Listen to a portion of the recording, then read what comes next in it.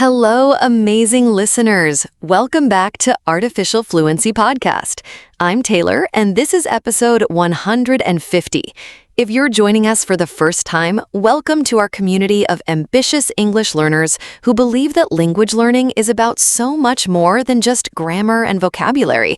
It's about transforming your life and unlocking your potential. Today's episode is one I'm particularly excited about because we're going to talk about transformation. Not just transforming your English skills, but transforming your entire life. We're going to explore 3 powerful areas that can completely change your trajectory: building unshakable confidence, creating a fulfilling career path, and achieving the success you deserve. I know that many of you are learning English because you have big dreams. Maybe you want to advance in your career, study abroad, start your own business, or simply communicate more effectively with people from around the world. Whatever your goals are, today's episode will give you practical strategies and mindset shifts that can help you achieve them. We'll start by diving deep into confidence, what it really means, how to build it, and how to maintain it even when facing challenges. Then we'll explore career development and how to navigate the modern job market with intention and strategy. Finally, we'll discuss what true success means and how to create a life that aligns with your values and aspirations. But before we begin, I want to remind you that transformation doesn't happen overnight. It's a process, and every step you're taking, including listening to this podcast and improving your English, is part of that journey. So give yourself credit for being here and for investing in your growth. As always, you can find the complete transcript of this episode on our website, along with vocabulary lists and reflection exercises. And if something resonates with you today, I'd love to hear about it. Your success stories inspire our entire community. Let's begin this transformative journey together. Let's start with confidence, because honestly, it's the foundation of almost everything else we'll discuss today. Confidence isn't just a nice-to-have quality, it's essential for career advancement, building relationships, and creating the life you want. Understanding true confidence. First, let's clarify what confidence actually is. Many people confuse confidence with arrogance or fake-it-till-you-make-it attitudes. True confidence is different. It's a quiet inner knowing that you can handle whatever life throws at you. It's believing in your ability to learn, grow, and overcome challenges. Confidence isn't about being perfect or having all the answers. In fact, truly confident people are often the first to admit when they don't know something. They're comfortable with uncertainty because they trust their ability to figure things out. I learned this lesson the hard way early in my career. I thought confidence meant appearing to know everything, so I would nod along in meetings even when I was completely lost. I was terrified of asking questions because I thought it would expose my ignorance. But this approach backfired spectacularly. During one project, I pretended to understand a complex technical process that I knew nothing about. Instead of asking for clarification, I went ahead and made decisions based on my misunderstanding. The project failed, and my lack of genuine confidence was exposed anyway. That's when I realized that real confidence comes from being honest about your limitations while believing in your capacity to learn and improve. The confidence-competence loop. Here's something fascinating about confidence. It exists in a loop with competence. The more competent you become at something, the more confident you feel. And the more confident you feel, the more likely you are to take on challenges that build your competence. This is particularly relevant for English learners. When you first start speaking English, you might feel very self-conscious about your accent or grammar mistakes. But as you practice and improve, your confidence grows. And as your confidence grows, you become more willing to engage in conversations, which further improves your skills. The key is understanding that you don't need to wait until you're perfect to start building confidence. You can begin building confidence right now, wherever you are in your journey. My personal confidence journey. Let me share a personal story that illustrates this beautifully. When I first started teaching English abroad, I was assigned to give a presentation to a group of 200 business executives in Tokyo. I had never spoken to such a large audience, especially in a professional setting in another country. I spent weeks preparing, but as the day approached, my anxiety grew. I kept imagining all the ways I could fail. What if my presentation was boring? What if I couldn't answer their questions? What if my cultural references didn't translate? The night before, I had what I now call a confidence breakthrough. Instead of focusing on what could go wrong, I started focusing on what I could control. I couldn't control whether everyone would love my presentation, but I could control how well prepared I was. I couldn't control every question I might be asked, but I could control my willingness to say, I don't know, but I'll find out when necessary. This shift in perspective was transformative. I went from feeling anxious about the things I couldn't control to feeling confident about the things I could. The presentation went well, but more importantly, I learned a valuable lesson about where confidence really comes from. The power of transferable skills. One of the most empowering realizations I had in my career was understanding the concept of transferable skills. These are abilities that are valuable across different industries and roles. For example, project management skills are useful whether you're in marketing, construction, event planning, or software development. Communication skills are valuable in virtually every profession. Problem-solving abilities transfer across industries. This is particularly relevant for English learners because language skills themselves are incredibly transferable. Being bilingual or multilingual is an asset in almost every field in our globalized economy. When I work with career changers, I help them identify their transferable skills so they can see how their experience in one field can apply to another. Often, people underestimate the value of their existing skills because they're too focused on what they lack rather than what they bring to the table. Building a professional network. Let's talk about networking because it's crucial for career development. However, I want to reframe how you think about networking. It's not about using people or collecting business cards at events. Effective networking is about building genuine relationships and providing value to others. The best networking happens naturally when you're genuinely interested in other people and their work. When you approach networking with curiosity and a desire to help others rather than just trying to get something for yourself, it becomes much more authentic and effective. Here are some practical networking strategies. Informational interviews. Reach out to people in roles or companies you're interested in and ask if they'd be willing to share their insights about their career path.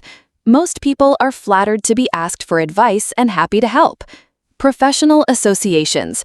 Join organizations related to your field or fields you're interested in exploring. Attend events, volunteer for committees, and participate actively.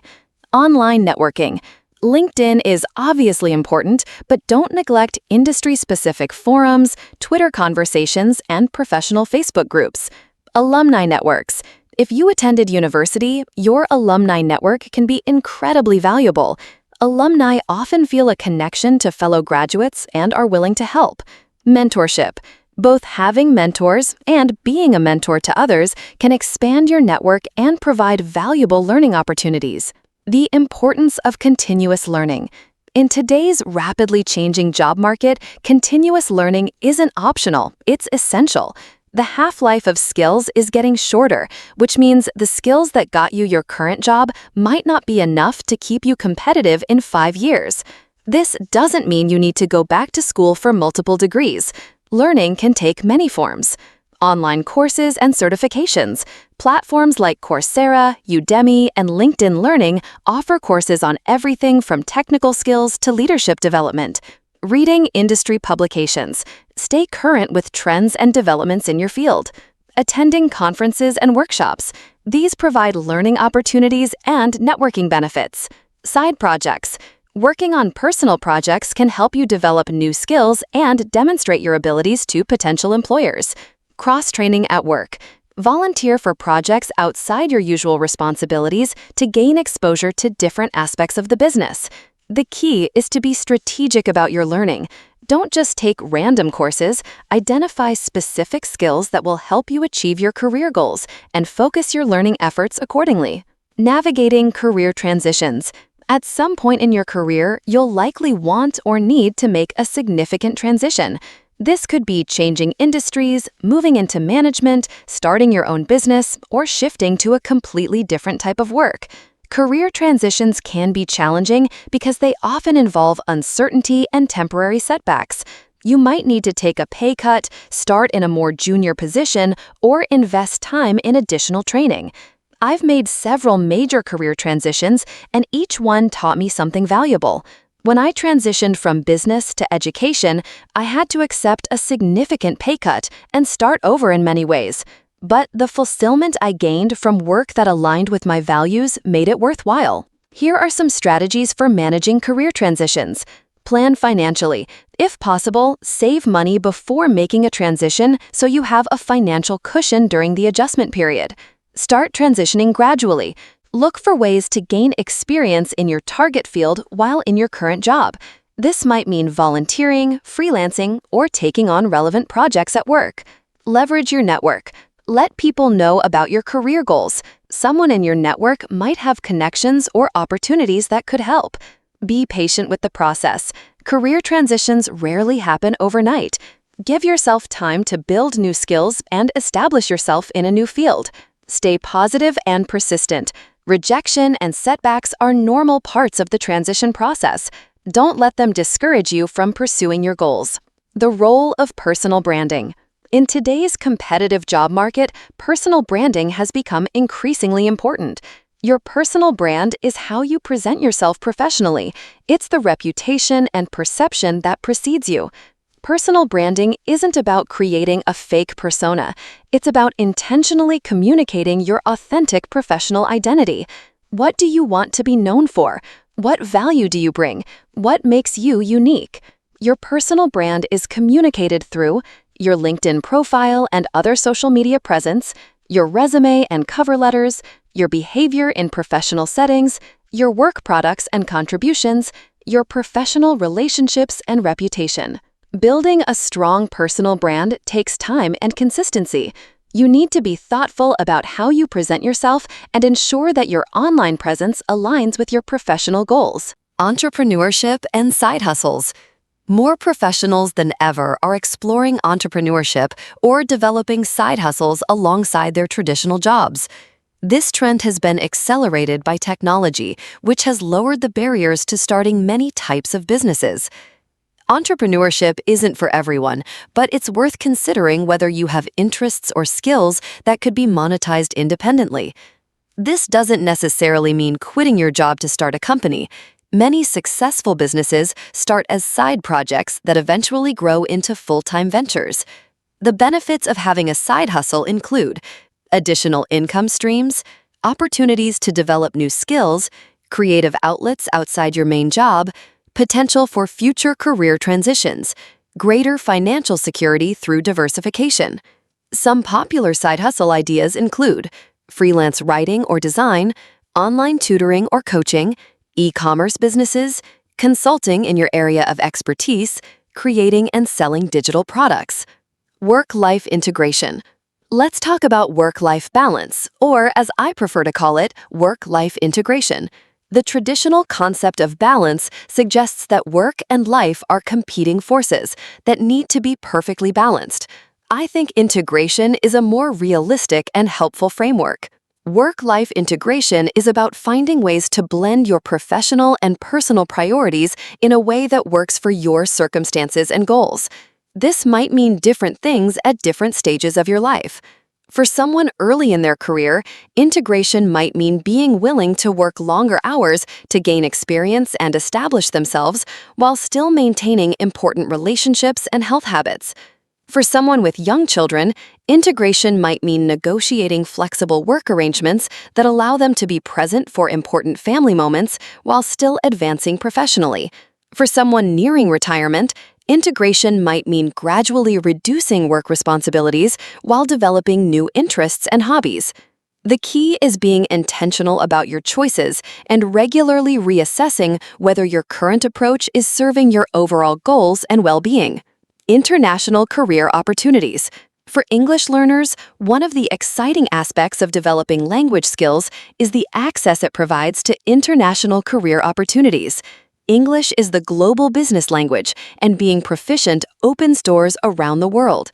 International experience can be incredibly valuable for career development. It demonstrates adaptability, cultural awareness, and communication skills. It also provides exposure to different business practices and ways of thinking. Options for international career development include working for multinational companies with international assignments, teaching English abroad, international volunteer opportunities, remote work for companies in other countries, starting a business that serves international markets.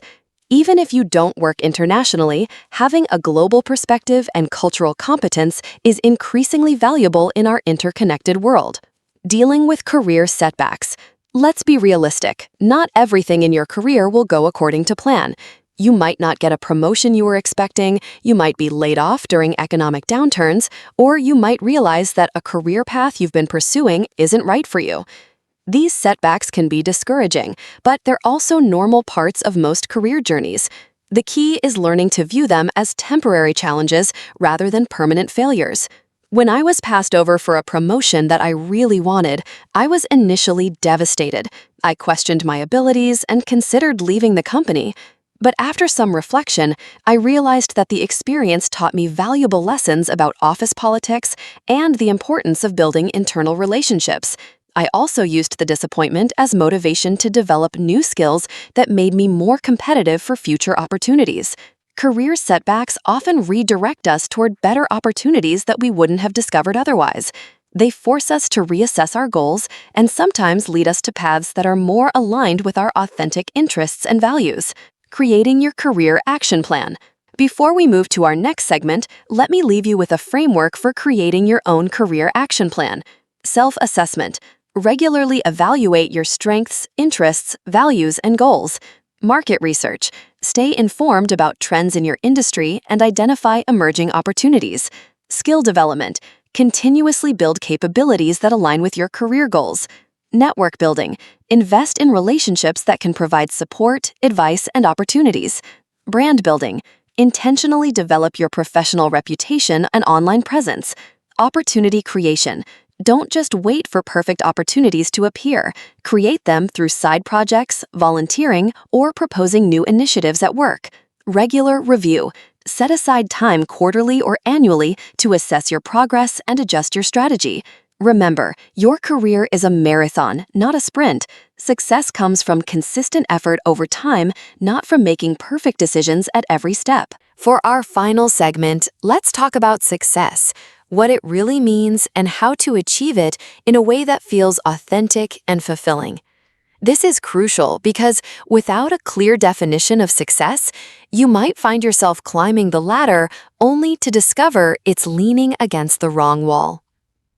Redefining success beyond external metrics. Society often defines success in very narrow terms: money, status, possessions, titles, and recognition. While these things aren't inherently bad, they're incomplete measures of a successful life.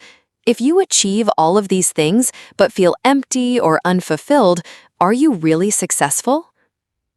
I learned this lesson personally when I achieved what looked like traditional success early in my career. I had a well-paying job, a nice apartment, and the respect of my colleagues, but I felt like something was missing. I realized that my definition of success was entirely based on external validation rather than internal fulfillment. This led me to develop a more holistic understanding of success that includes personal fulfillment, doing work that feels meaningful and aligned with your values. Growth and learning, continuously developing as a person and professional. Relationships, building and maintaining meaningful connections with others. Contribution, making a positive impact on others or the world in some way. Well-being, maintaining physical, mental, and emotional health. Financial security, having enough resources to support yourself and your goals, though enough varies for each person. Freedom and autonomy, having choices about how you spend your time and energy. Notice that traditional metrics like salary and title aren't absent from this list, but they're not the only factors. They're tools that can support other aspects of success, but they're not ends in themselves. The success mindset. Achieving true success requires developing what I call a success mindset. This includes several key components. Growth orientation, viewing challenges as opportunities to learn and develop rather than threats to your ego. Long-term thinking, making decisions based on long-term consequences rather than short-term comfort or gratification. Value alignment, ensuring that your actions are consistent with your deepest values and beliefs. Resilience, bouncing back from setbacks and failures without losing sight of your goals. Abundance mentality, believing that there are enough opportunities for everyone rather than viewing success as a zero-sum game. Continuous improvement, always looking for ways to get better even when you're already successful by external measures. Setting meaningful goals. One of the biggest obstacles to achieving success is setting the wrong goals. Many people pursue goals that they think they should want rather than goals that they actually want. This leads to a sense of emptiness even when goals are achieved. Meaningful goals have several characteristics. They're personally important to you, not just impressive to others. They align with your values and long-term vision for your life. They challenge you to grow and develop new capabilities. They contribute to something larger than yourself. They're specific enough that you can measure progress and know when you've achieved them. I use a goal-setting framework that I call the 5 whys technique. When I'm considering a goal, I ask myself, why do I want this? 5 times, drilling deeper with each question. This helps me understand the underlying motivations and ensure that the goal is genuinely important to me. For example, I want to improve my English. Why? So I can advance in my career. Why? So I can have more opportunities and earn more money. Why? So I can provide better for my family and have more freedom. Why? Because security and autonomy are core values that make me fulfilled. This process helps you connect surface-level goals to deeper values and motivations. The role of failure in success. Here's a counterintuitive truth. Failure is often a necessary component of success. Most successful people have failed many times before achieving their goals. The difference is that they view failure as feedback rather than a reflection of their worth as a person. I think about failure in 3 categories. Intelligent failures. These happen when you take calculated risks in pursuit of meaningful goals. Even when the specific attempt doesn't succeed, you learn valuable lessons that inform future efforts. Quick failures. These happen when you test ideas or approaches rapidly and inexpensively. Failing quickly allows you to pivot to better strategies without investing too much time or resources. Complex failures. These are larger setbacks that require significant adjustment. While more painful, they often lead to the most important insights and redirections. The key is learning to fail forward, extracting lessons from every setback and using them to inform your next attempt. Success and relationships. One aspect of success that's often overlooked is the quality of your relationships. Research consistently shows that people with strong social connections are happier, healthier, and more successful in various aspects of life. Success in relationships requires many of the same skills as professional success: communication, empathy, reliability, and the ability to resolve conflicts constructively. But relationships also provide something that individual achievement cannot: a sense of belonging and shared meaning. I've noticed that many high achievers struggle with relationships because they apply the same competitive, goal-oriented mindset to their personal lives. But relationships aren't projects to be optimized, they're connections to be nurtured. Building successful relationships requires genuine interest in others. Focus on understanding and supporting the people in your life, not just what they can do for you. Vulnerability. Share your authentic self, including your struggles and uncertainties. Consistency. Show up regularly, especially during difficult times. Forgiveness. Accept that everyone makes mistakes and focus on moving forward together. Boundaries. Maintain healthy limits to protect your own well-being while supporting others. Financial success and money mindset. Let's address the elephant in the room, money. Financial success is often seen as the ultimate measure of achievement, but the relationship between money and happiness is more complex than most people realize. Research shows that money does contribute to happiness, but only up to a point. Once your basic needs are met and you have some financial security, additional income has diminishing returns on happiness. What matters more is your relationship with money and how you use it. Here are some principles for developing a healthy money mindset. Money is a tool, not a goal. Think of money as a means to achieve things that are important to you, not as an end in itself. Enough is enough. Define what enough means for you personally, rather than constantly comparing yourself to others. Value over price. Make spending decisions based on what you value, not just what costs the least. Investment mindset.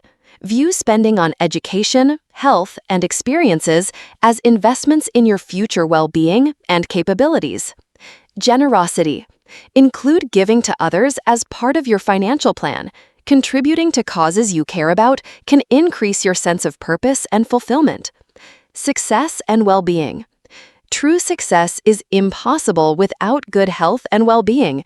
You can achieve external markers of success, but if you're exhausted, stressed, or unhealthy, the achievement feels hollow.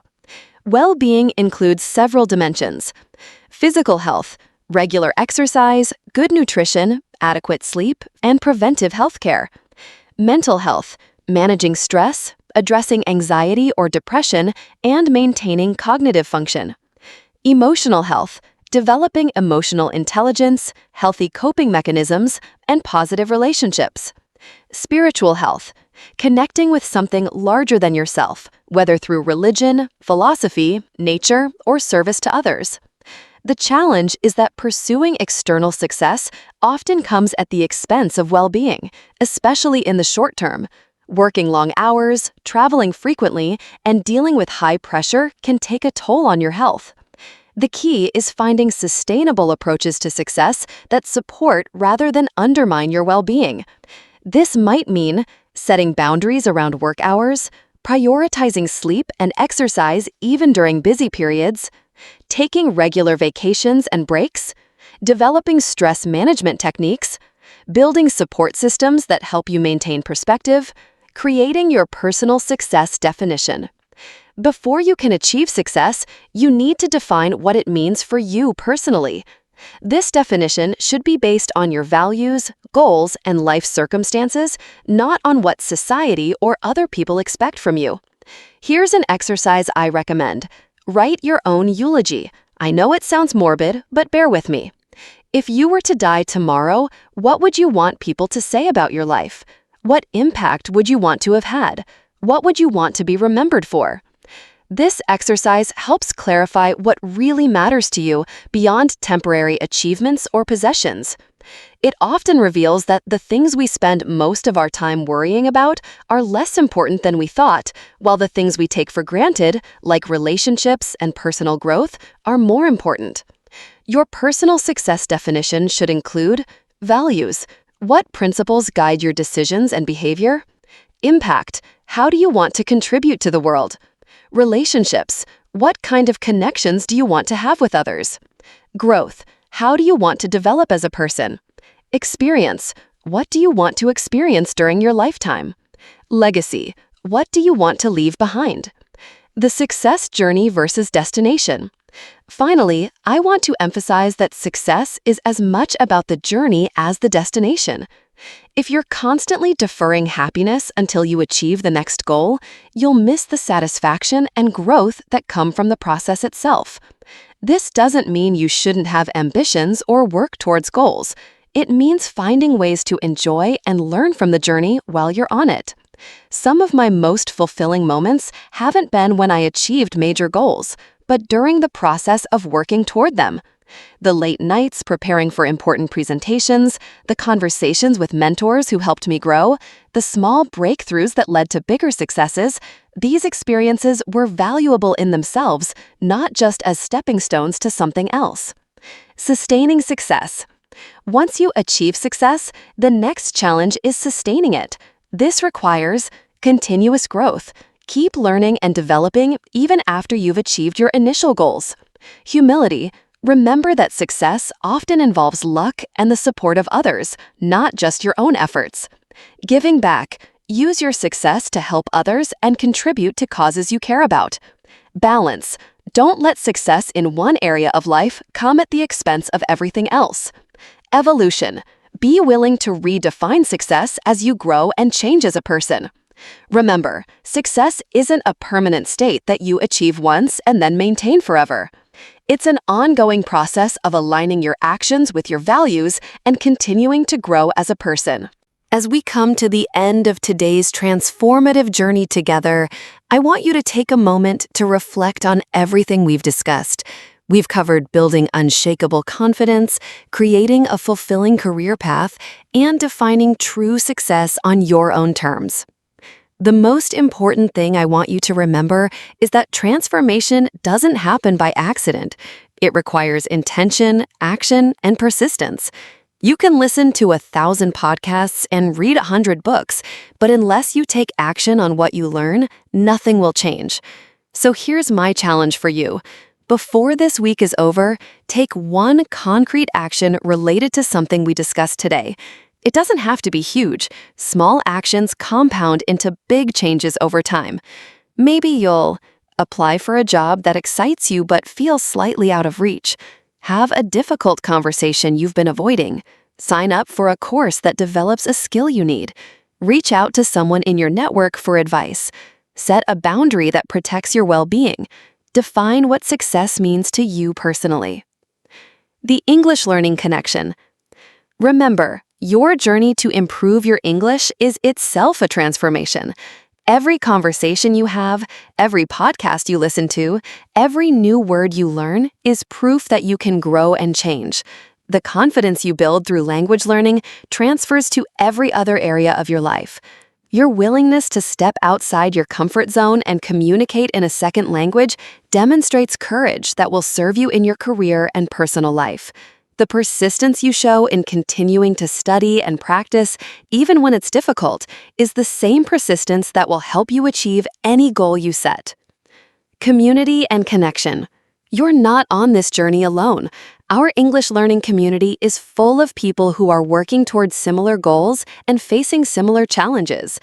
I encourage you to connect with other learners, share your progress, and support each other's growth. If today's episode resonated with you, share it with someone who might benefit from these ideas. Sometimes the act of teaching or sharing what you've learned helps solidify it in your own mind. Looking forward. Next week, we'll be exploring the topic of creativity and innovation, how to think outside the box, solve problems creatively, and bring new ideas to life. Whether you consider yourself a creative person or not, these skills are increasingly important in our rapidly changing world. Final thoughts.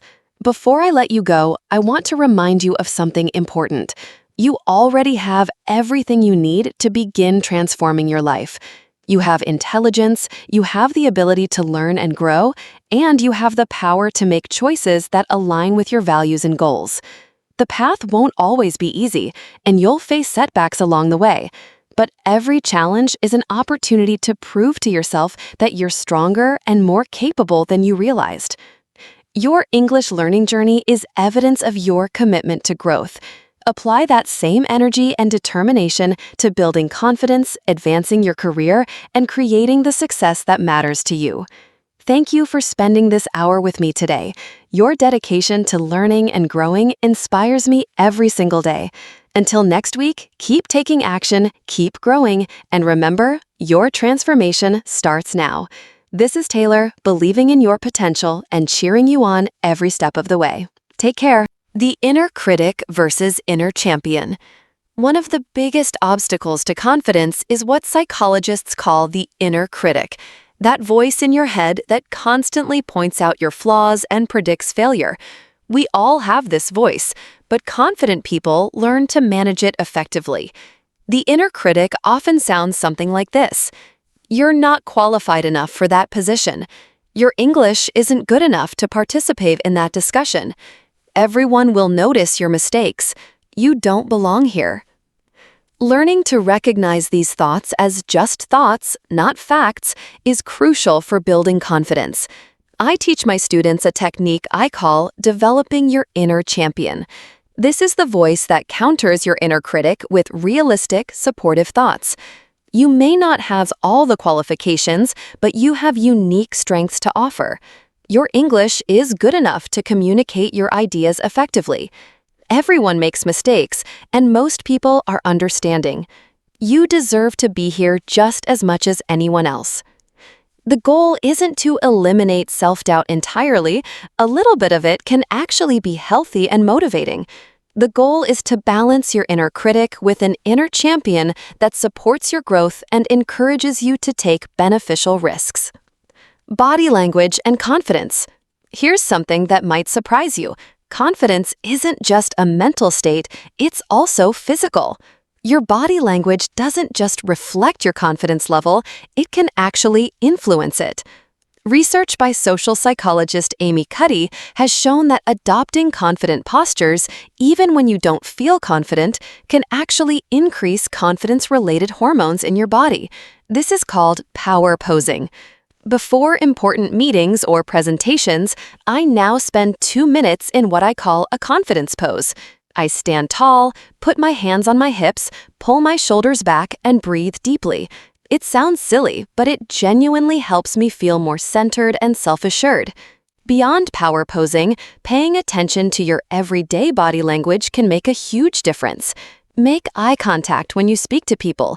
Keep your shoulders back and your head up. Use gestures when you talk. These simple changes can make you feel more confident and also make others perceive you as more confident. Confidence in communication. For English learners, one of the biggest confidence challenges is communication. It's natural to feel self-conscious when speaking in a language that isn't your first. But I've noticed that the most successful language learners aren't necessarily the ones who make the fewest mistakes.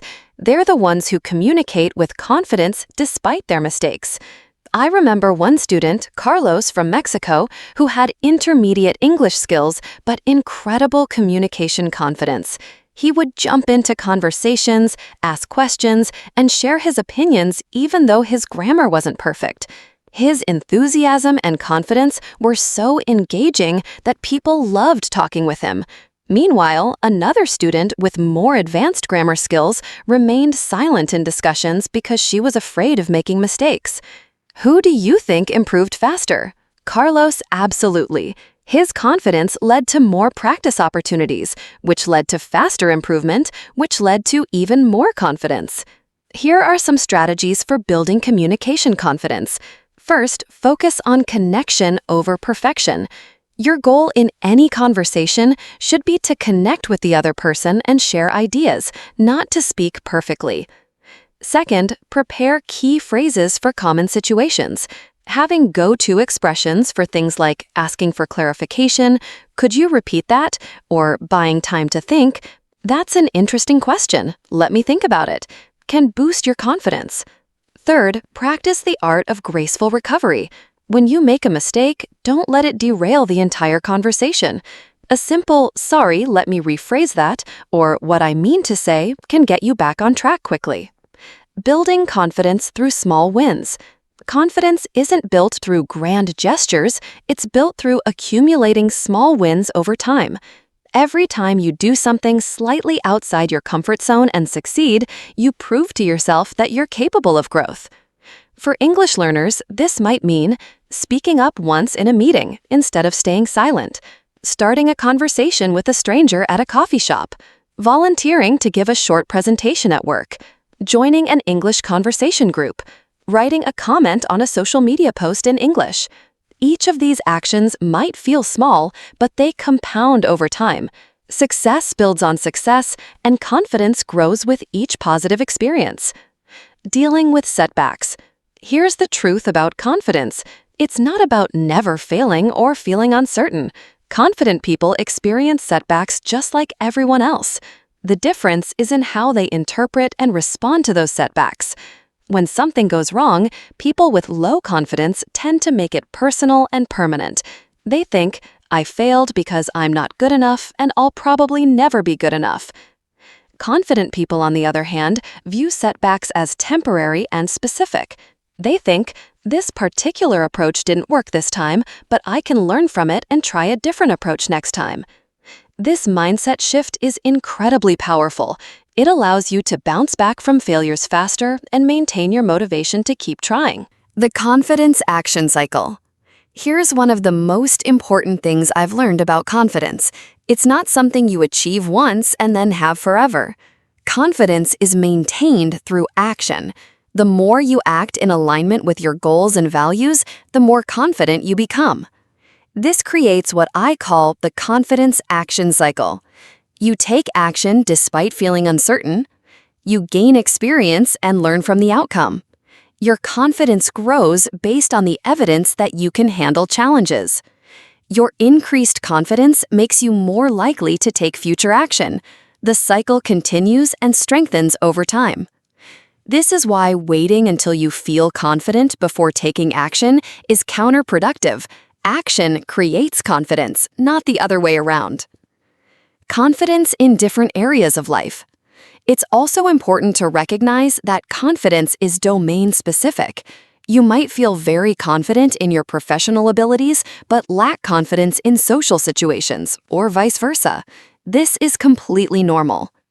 I'm quite confident when teaching or giving presentations, but I used to feel very insecure about my cooking abilities. These seemed unrelated until I realized I could apply the same confidence-building strategies in the kitchen that I used in the classroom. The principles of building confidence are transferable. Start with small challenges and gradually increase difficulty. Focus on learning and improvement rather than perfection. Celebrate progress, no matter how small. Learn from setbacks without making them personal. Take action consistently even when you don't feel ready. Confidence and authenticity. Finally, I want to address the relationship between confidence and authenticity. Some people think that being confident means putting on a performance or pretending to be someone you're not. But sustainable confidence actually comes from being more authentically yourself. When you try to be someone you're not, you create internal tension and anxiety. You're constantly worried about being found out or not being able to maintain the facade. This is exhausting and ultimately undermines your confidence. True confidence comes from accepting yourself as you are while also believing in your potential to grow and improve. It's about being comfortable with your current imperfections while working toward your future goals. This is particularly relevant for English learners. You don't need to speak with a perfect accent or use complex vocabulary to communicate confidently. You can be confident while speaking with your natural accent and using the vocabulary you know. Authenticity is more compelling than perfection. Now let's talk about careers, because for many of you, improving your English is directly connected to your professional aspirations. The modern job market is more dynamic and complex than ever before, but it's also full of opportunities for those who approach it strategically. The changing nature of careers. First, let's acknowledge that careers today look very different from careers even a generation ago. The idea of working for one company for 30 years and retiring with a pension is largely obsolete. Today's professionals change jobs more frequently, often switch industries entirely, and increasingly create their own career paths. This shift can feel overwhelming, but it's actually quite liberating. You're not locked into the first career path you choose. You have the flexibility to evolve, experiment, and reinvent yourself throughout your working life. However, this flexibility comes with increased responsibility. You can't just follow a predetermined path. You need to be intentional about creating your own. This requires self-awareness, strategic thinking, and continuous learning. Discovering your strengths and interests. The foundation of a fulfilling career is understanding yourself, your strengths, interests, values, and goals. This might sound obvious, but you'd be surprised how many people never take the time to really explore these questions. I spent my early 20s jumping from job to job, always feeling like something was missing. I was following external expectations rather than my internal compass. It wasn't until I took a step back and really examined what energized me that I found my direction. Here are some questions that can help you gain clarity. What activities make you lose track of time? These are often indicators of your natural interests and strengths. What problems do you love solving? This can point you toward industries or roles that would be fulfilling. What values are non-negotiable for you? For example, creativity, helping others, financial security, work-life balance, or intellectual challenge. What kind of work environment brings out your best? Some people thrive in fast-paced, high-pressure environments, while others do better with structure and predictability. What impact do you want to have? This doesn't necessarily mean changing the world. It could be helping individual customers, creating beautiful designs, or solving technical problems. Hello, everyone, and welcome back to Artificial Fluency Podcast. I'm your host, Taylor, and this is episode 47. If you're new here, welcome. This podcast is designed specifically for intermediate English learners. That's B1 and B2 level students who want to improve their listening skills, expand their vocabulary, and practice understanding natural English conversation. Today, we're going to explore 3 fascinating topics that I know you'll find interesting and useful. We'll start by talking about travel experiences and how traveling has changed in recent years. Then we'll dive into the world of technology and social media, discussing both the benefits and challenges of our digital age. Finally, we'll explore cultural differences and how understanding different cultures can make us better communicators. But before we begin, let me remind you that you can find the transcript of this episode on our website, along with vocabulary lists and comprehension questions. This will help you review any words or phrases you might have missed. And if you're enjoying the podcast, please don't forget to subscribe and leave us a review. It really helps other English learners discover our show. So, are you ready to improve your English together? Let's get started. Let's begin our journey today by talking about travel. Now, I know that traveling has been quite different over the past few years, and I'm curious about your experiences. But first, let me share some of my own travel stories and observations. Personal travel story. You know, I was thinking about this the other day, how much traveling has changed since I was younger. When I was in my 20s, planning a trip was completely different. We didn't have smartphones, so we couldn't just look up restaurants or directions on the spot. We had to print out maps, buy guidebooks, and sometimes we'd get completely lost in a new city. I remember one particular trip to Barcelona. This was about 15 years ago. My friend Sarah and I had booked a small apartment through a travel agency, and we had no idea what the neighborhood would be like. We arrived at the airport, took a taxi to the address, and found ourselves in a completely residential area with no shops or restaurants nearby. We were exhausted, hungry, and had no idea how to get to the city center. But you know what? That ended up being one of the best parts of our trip. We had to talk to local people, ask for directions, and really engage with the community. We discovered this amazing local bakery where the owner spoke no English, but he was so patient with us as we tried to order bread and pastries using our broken Spanish and lots of hand gestures. Modern travel versus traditional travel. Compare that to traveling today. Everything is so convenient, but sometimes I wonder if we're missing out on those unexpected adventures. When you can instantly translate any language with your phone, find the best-rated restaurants in seconds, and never get lost thanks to GPS, travel becomes much more predictable. Don't get me wrong, I love the convenience. Last year, I went to Tokyo, and having translation apps made the experience so much smoother. I could read menus, understand subway signs, and even have basic conversations with locals. But there's something to be said for the challenge of navigating a foreign place without all that technology. The impact of technology on travel. Speaking of technology, let's talk about how it's changed the way we travel. Social media has completely transformed travel culture. Now, people often choose destinations based on how Instagram-worthy they are. You see these incredibly popular spots that are crowded with tourists, all trying to get the perfect photo for their social media accounts. I was in Santorini last summer, and I witnessed something that really made me think. There was this beautiful sunset viewpoint, and instead of people just enjoying the moment, almost everyone was taking selfies or recording videos for their Instagram stories. Some people were even staging elaborate photo shoots with professional photographers.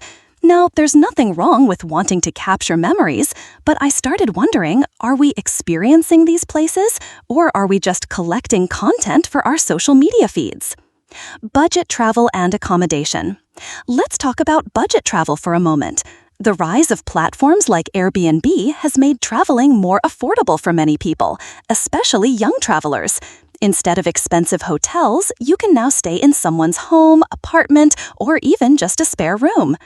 I've had some incredible experiences through home-sharing platforms. In Prague, I stayed with a local family who not only provided a comfortable room, but also gave me insider tips about the best local restaurants and hidden gems that no guidebook mentioned. The grandmother in the family taught me how to make traditional Czech dumplings, and I learned more about Czech culture in those 3 days than I could have learned in weeks of tourist activities. But there are challenges too. Not every experience is positive, and sometimes you end up in places that don't match the photos or descriptions. I once booked what looked like a charming apartment in Rome, but when I arrived, it was in a basement with no windows and a very strange smell. The lesson? Always read reviews carefully and don't just rely on photos. Sustainable travel.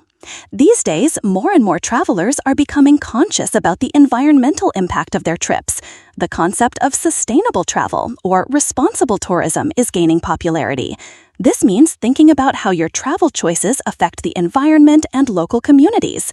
For example, instead of taking multiple short flights, some people are choosing to take longer trips to fewer destinations. Others are selecting accommodations that have environmental certifications, or they're choosing to support local businesses rather than international chains. I've been trying to be more mindful about this myself. On my last trip to Costa Rica, I made sure to stay in eco-lodges that use renewable energy and support local conservation efforts. I also participated in a beach cleanup activity, which was actually a great way to meet other travelers and do something positive for the environment. So, are you ready to improve your English together?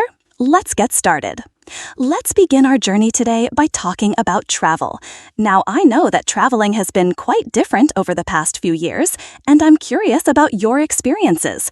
But first, let me share some of my own travel stories and observations. Personal travel story. You know, I was thinking about this the other day, how much traveling has changed since I was younger. When I was in my 20s, planning a trip was completely different. We didn't have smartphones, so we couldn't just look up restaurants or directions on the spot. We had to print out maps, buy guidebooks, and sometimes we'd get completely lost in a new city. I remember one particular trip to Barcelona. This was about 15 years ago. My friend Sarah and I had booked a small apartment through a travel agency, and we had no idea what the neighborhood would be like. We arrived at the airport, took a taxi to the address, and found ourselves in a completely residential area with no shops or restaurants nearby. We were exhausted, hungry, and had no idea how to get to the city center. But you know what? That ended up being one of the best parts of our trip. We had to talk to local people, ask for directions, and really engage with the community. We discovered this amazing local bakery where the owner spoke no English, but he was so patient with us as we tried to order bread and pastries using our broken Spanish and lots of hand gestures. Modern travel versus traditional travel. Compare that to traveling today. Everything is so convenient, but sometimes I wonder if we're missing out on those unexpected adventures. When you can instantly translate any language with your phone, find the best-rated restaurants in seconds, and never get lost thanks to GPS, travel becomes much more predictable. Don't get me wrong, I love the convenience. Last year, I went to Tokyo, and having translation apps made the experience so much smoother. I could read menus, understand subway signs, and even have basic conversations with locals. But there's something to be said for the challenge of navigating a foreign place without all that technology. The impact of technology on travel. Speaking of technology, let's talk about how it's changed the way we travel. Social media has completely transformed travel culture. Now, people often choose destinations based on how Instagram-worthy they are. You see these incredibly popular spots that are crowded with tourists, all trying to get the perfect photo for their social media accounts. I was in Santorini last summer, and I witnessed something that really made me think. There was this beautiful sunset viewpoint, and instead of people just enjoying the moment, almost everyone was taking selfies or recording videos for their Instagram stories. Some people were even staging elaborate photo shoots with professional photographers. Now, there's nothing wrong with wanting to capture memories, but I started wondering, are we experiencing these places, or are we just collecting content for our social media feeds? Budget travel and accommodation. Let's talk about budget travel for a moment. The rise of platforms like Airbnb has made traveling more affordable for many people, especially young travelers. Instead of expensive hotels, you can now stay in someone's home, apartment, or even just a spare room. I've had some incredible experiences through home-sharing platforms. In Prague, I stayed with a local family who not only provided a comfortable room, but also gave me insider tips about the best local restaurants and hidden gems that no guidebook mentioned. The grandmother in the family taught me how to make traditional Czech dumplings, and I learned more about Czech culture in those 3 days than I could have learned in weeks of tourist activities. But there are challenges too. Not every experience is positive, and sometimes you end up in places that don't match the photos or descriptions. I once booked what looked like a charming apartment in Rome, but when I arrived, it was in a basement with no windows and a very strange smell. The lesson? Always read reviews carefully and don't just rely on photos. Sustainable travel. Sustainable travel. These days, more and more travelers are becoming conscious about the environmental impact of their trips. The concept of sustainable travel or responsible tourism is gaining popularity. This means thinking about how your travel choices affect the environment and local communities. For example, instead of taking multiple short flights, some people are choosing to take longer trips to fewer destinations. Others are selecting accommodations that have environmental certifications, or they're choosing to support local businesses rather than international chains. I've been trying to be more mindful about this myself. On my last trip to Costa Rica, I made sure to stay in eco-lodges that use renewable energy and support local conservation efforts. I also participated in a beach cleanup activity, which was actually a great way to meet other travelers and do something positive for the environment. Language learning through travel. One of the most rewarding aspects of travel for me has always been the opportunity to practice languages. Even if you only know a few basic phrases, attempting to speak the local language can completely change your travel experience. I remember being in a small village in Italy where very few people spoke English. I had been studying Italian for about 6 months, but I was still quite nervous about using it. However, necessity forced me to try. I needed to buy groceries, ask for directions, and order food. By the end of the week, my confidence had improved dramatically, and I was having actual conversations with locals. The key is not to worry about making mistakes. People generally appreciate the effort, even if your grammar isn't perfect. In fact, some of my best travel memories involve funny misunderstandings that happened because of language barriers. Travel planning tips. Before we move on to our next topic, let me share some practical travel planning tips that I've learned over the years.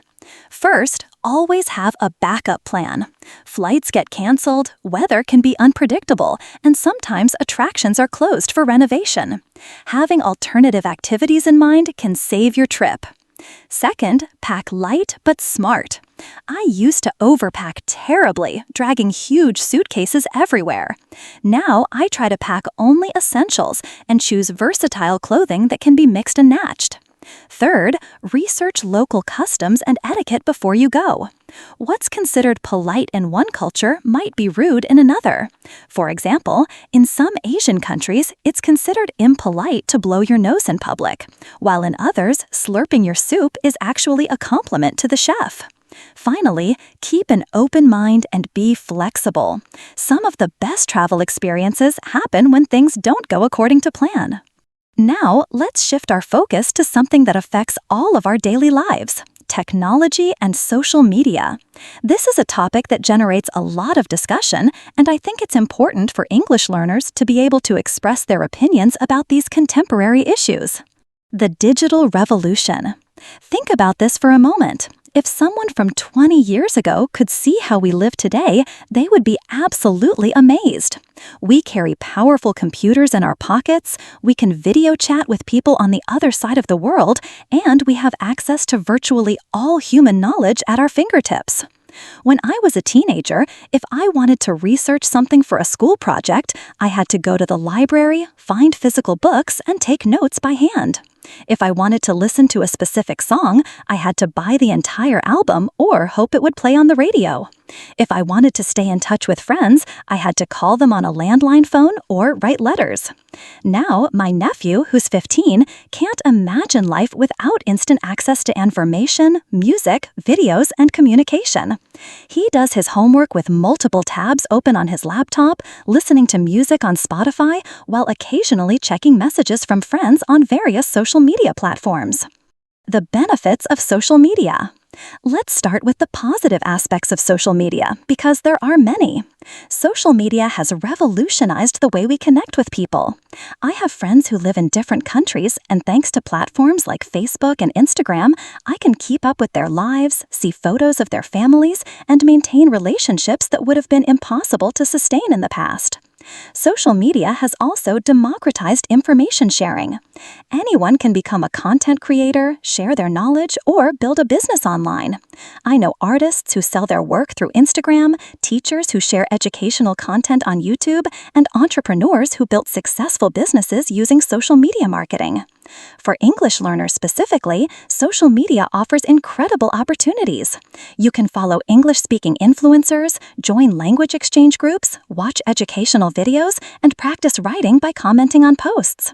Many of my students have improved their English significantly by engaging with English content on social media platforms. The challenges and concerns.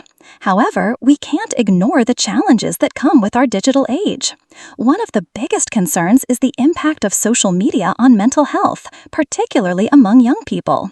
Studies have shown that excessive social media use can lead to anxiety, depression, and low self-esteem. The problem often comes from social comparison. When you're constantly seeing highlight reels of other people's lives, their vacations, achievements, and happy moments, it's easy to feel like your own life doesn't measure up. People tend to share their best moments on social media, not their struggles or mundane daily activities. I've noticed this in my own life. Sometimes I'll spend time scrolling through Instagram and feel a strange combination of boredom and envy. I see friends at fancy restaurants, on amazing trips, or celebrating various achievements, and I start questioning my own choices and accomplishments. Information overload and fake news. Another significant challenge is information overload. We're exposed to so much information every day that it's becoming increasingly difficult to process it all. Our attention spans are getting shorter, and we're losing the ability to focus deeply on single tasks. Related to this is the problem of misinformation or fake news. With so much information circulating online, it's not always easy to distinguish between reliable sources and unreliable ones.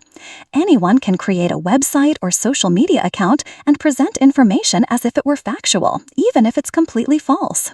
This is particularly problematic during important events like elections or health crises.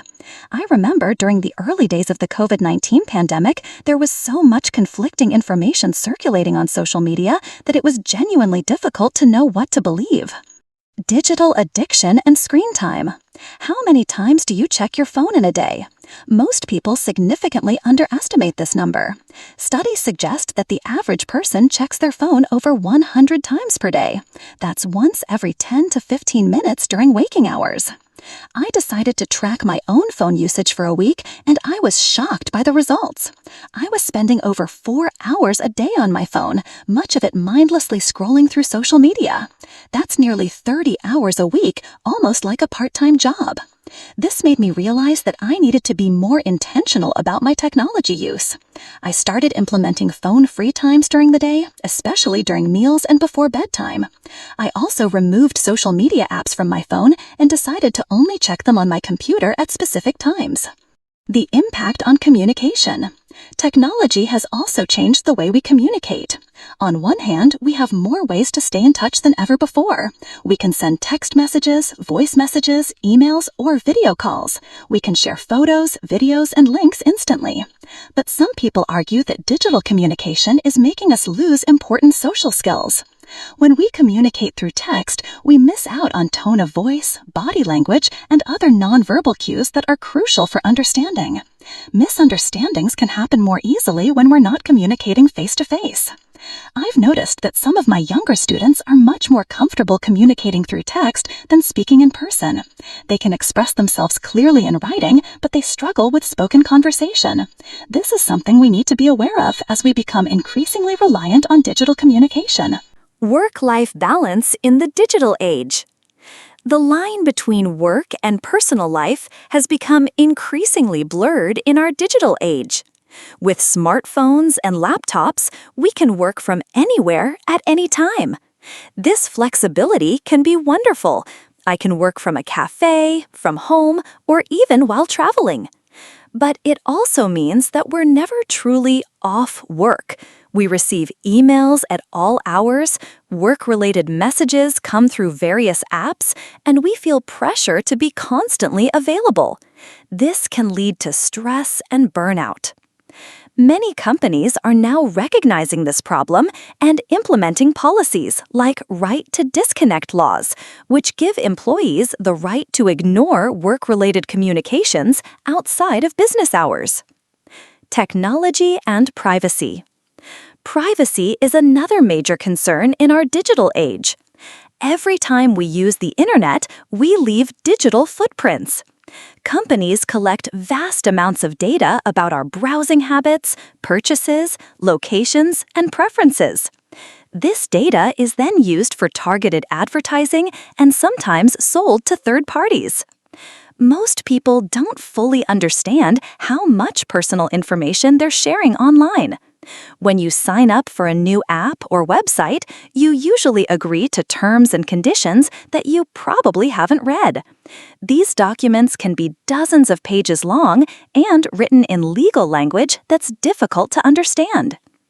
I've become more conscious about privacy settings on social media platforms and apps. I regularly review what information I'm sharing and with whom.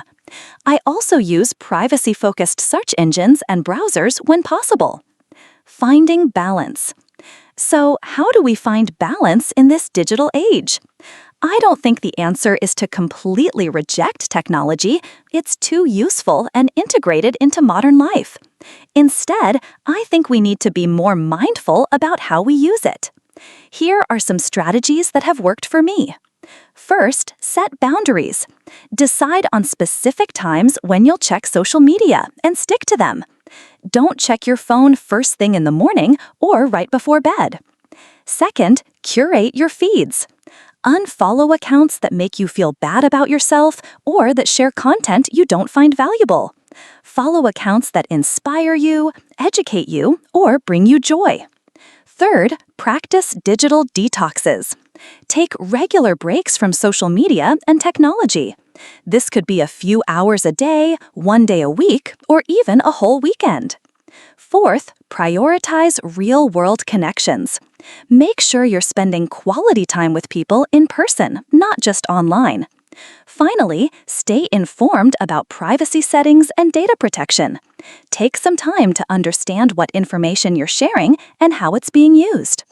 For our final segment today, I want to talk about cultural differences and how understanding them can make us better communicators. This is especially relevant for English learners, as English is a global language spoken by people from many different cultural backgrounds. What is culture? First, let's define what we mean by culture. Culture isn't just about nationality or ethnicity. It includes the shared beliefs, values, customs, behaviors, and artifacts that characterize a group of people. This can include things like communication styles, attitudes toward time, family structures, religious beliefs, and social norms. Culture influences everything from how we greet each other to how we conduct business, how we show respect, and how we express emotions. Understanding these differences is crucial for effective cross-cultural communication. Communication styles. One of the most important cultural differences relates to communication styles. Some cultures use what we call direct communication, where people say exactly what they mean in a clear, straightforward way. Other cultures prefer indirect communication, where the meaning is implied rather than stated explicitly. For example, in many Western cultures, if someone disagrees with an idea in a meeting, they might say directly, "I don't think that will work, because." However, in some Asian cultures, the same disagreement might be expressed more indirectly. That's an interesting idea. Perhaps we should consider some alternatives as well. Neither style is better or worse, they're just different. But misunderstandings can happen when people from different communication styles interact. A direct communicator might think an indirect communicator is being unclear or avoiding the issue, while an indirect communicator might think a direct communicator is being rude or aggressive. Concepts of time. Different cultures also have different relationships with time. Some cultures are very punctual and schedule-oriented. Being late is considered disrespectful. Other cultures have a more flexible approach to time, where relationships and conversations are more important than strict schedules. I experienced this firsthand when I was working on a project with colleagues from different countries. My German colleague would arrive exactly on time for every meeting and become visibly frustrated when others were late. My Brazilian colleague, on the other hand, would often arrive 15-20 minutes after the scheduled time, which was completely normal in his culture. Neither approach is wrong, but it's important to understand these differences to avoid misunderstandings. In international business settings, it's often helpful to clarify expectations about timing and punctuality. Personal space and physical contact. The amount of personal space people need and their comfort with physical contact varies greatly between cultures. In some cultures, people stand very close when talking and might touch each other's arms or shoulders during conversation. In other cultures, people prefer more distance and minimal physical contact. I remember feeling quite uncomfortable during my first business trip to Italy because my Italian colleagues would stand much closer to me during conversations than I was used to. They would also greet me with kisses on both cheeks, which was normal for them, but felt very intimate to me as someone from a culture where we typically just shake hands. Once I understood that this was simply their cultural norm and not meant to be invasive, I was able to relax and enjoy the warmth of their greetings. Hierarchy and authority.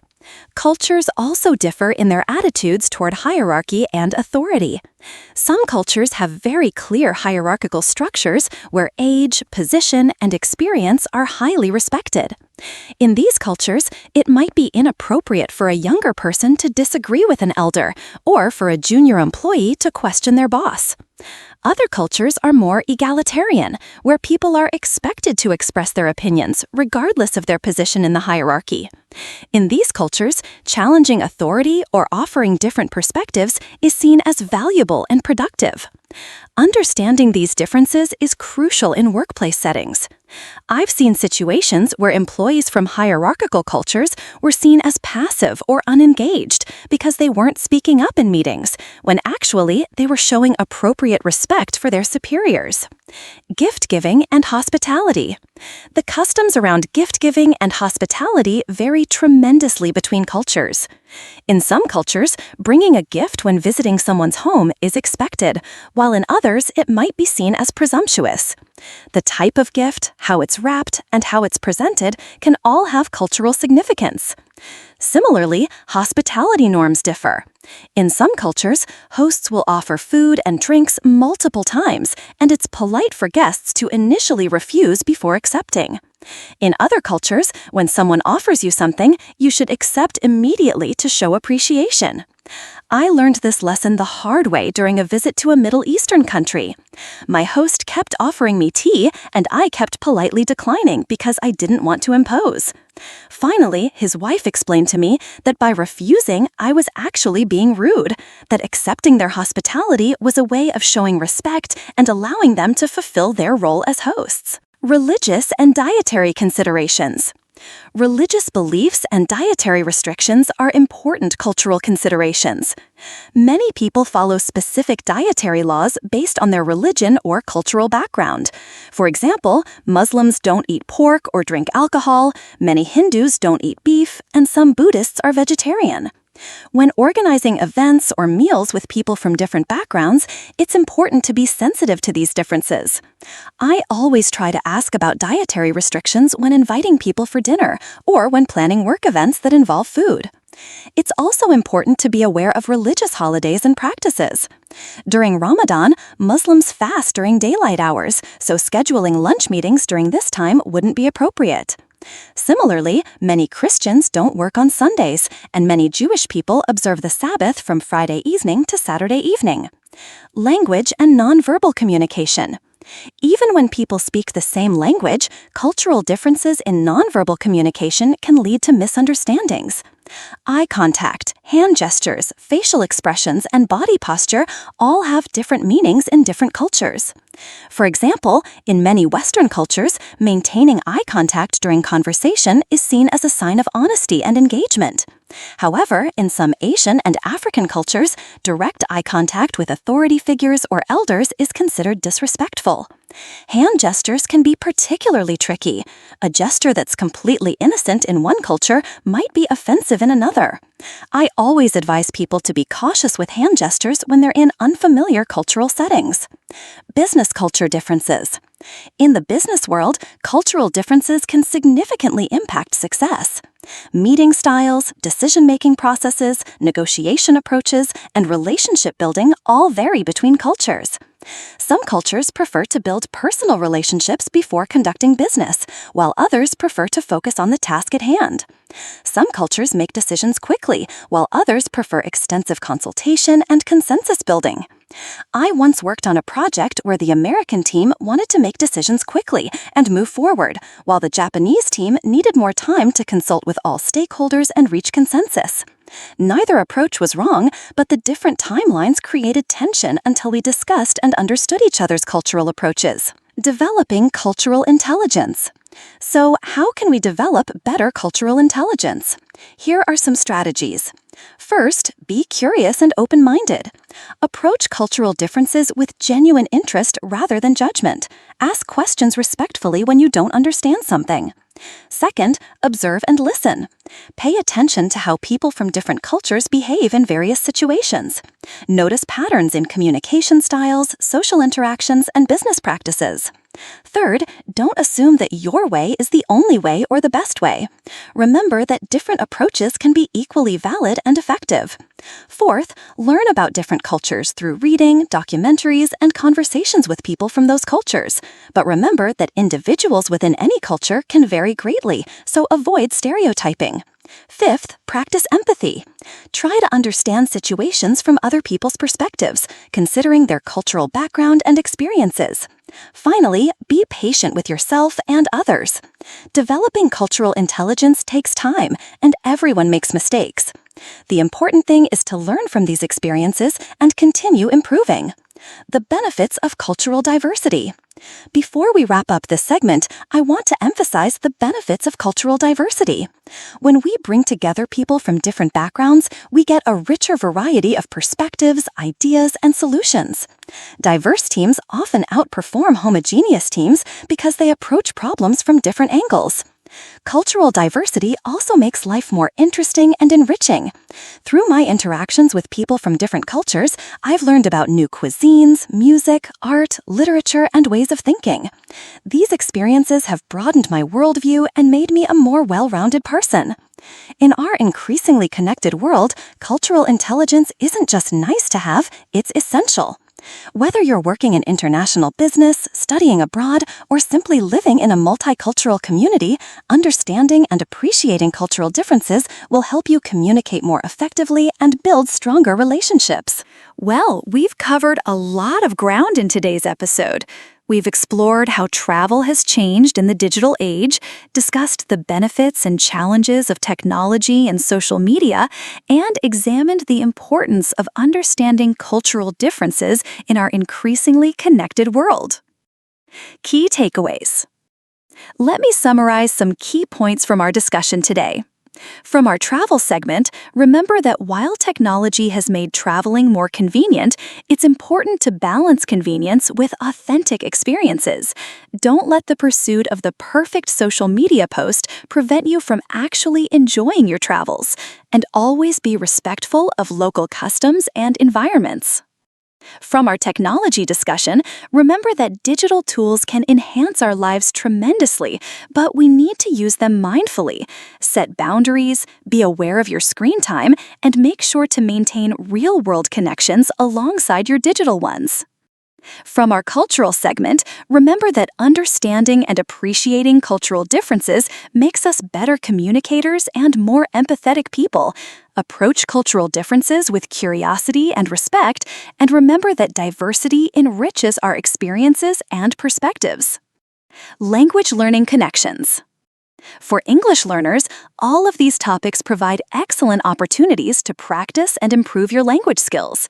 Travel gives you chances to use English in real-world situations.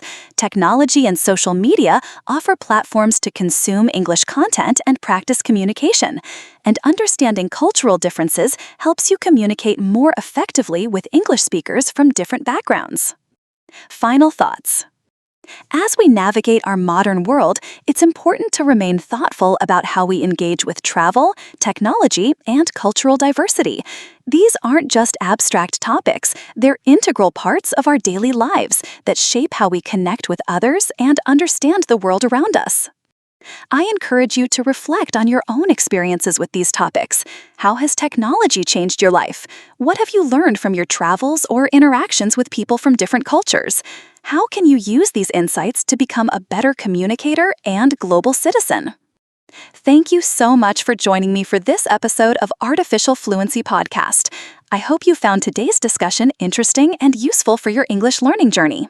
Next week, we'll be discussing health and wellness trends, exploring topics like mindfulness, fitness culture, and mental health awareness.